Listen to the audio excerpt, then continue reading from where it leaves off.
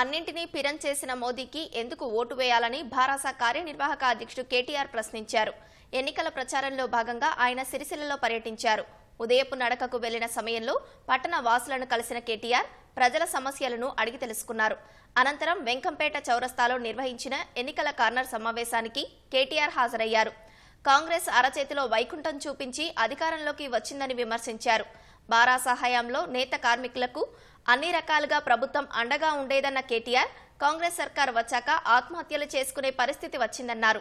Parliament ఎన్నికల్లో బారాసాకు 12 MP సీట్లిస్తే ఏడాదిలోపు రాష్ట్ర రాజకీయాన్ని కేసీఆర్ శాసిస్తారన్నారు.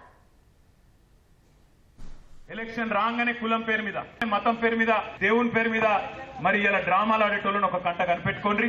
పని చేసేటోళ్ళకి ఆశీర్వాదం ఇయ్యండి. వినోద్ కుమార్ గారు చదువుకున్నాడు, లాయరు, వకాలత్ చేస్తాడు. ఆయన ఢిల్లీకి పోతే, పార్లమెంట్కి పోతే మన తరఫున కొట్లాడతాడు. ఇలా మీ అందరి మనసులో ఒకటే ఉంది.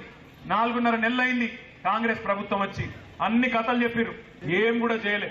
అందుకే నేను మిమ్మల్ని కోరేది, ఇటు వీళ్లకు అటు ఆ పైన పెద్ద మనిషికి ఇద్దరికి ఒకటే ఓటుతో బుద్ధి చెప్పచ్చు. కేసీఆర్ గారికి మీరు కరీంనగర్ ఎంపీతో సహా 10-12 ఎంపీ సీట్లు ఇస్తే సంవత్సరం తిరిగే లోపల మళ్ళా కేసీఆరే తిరిగి రాష్ట్ర రాజకీయాన్ని శాసించే పరిస్థితి. మతం పేరు మీద రాజకీయం చేసేవాళ్ళని మాత్రం ఎట్టి పరిస్థితుల్లో నమ్మకండి. వాళ్ళకంటే ఎక్కువ భక్తులం మనం, వాళ్ళకంటే ఎక్కువ గుళ్ళు మనం కట్టినాం. వాళ్ళకంటే ఎక్కువ మనుషులను, మతాలు, కులాలను చూడకుండా హిందూ అయినా, ముస్లిం అయినా, క్రిస్టియన్ అయినా అందరినీ కడుపులో పెట్టుకొని చూసుకున్నాం. పప్పు, ఉప్పు, నూనె, చింతపండు, కూరగాయలు అన్ని పిరం చేసినోడే ఈ నరేంద్ర మోడీ. అందుకే భారతదేశంలో ఆడబిడ్డలు ఇవాళ రేపు ఆయనను ప్రియమైన ప్రధానమంత్రి అంటలేరు, పిరమైన ప్రధానమంత్రి అంటాను. దయచేసి నేను మిమ్మల్ని అందుకే కోరుతున్నా, ఈ పిరమైన పార్టీకి, పరాయి పార్టీకి పొరపాటున కూడా ఓట్లు వేయకుండ్రి. చేయి ఇరిగిపోవాలి, పువ్వు వాడిపోవాలి, కారు రైమని ఉడకాలి.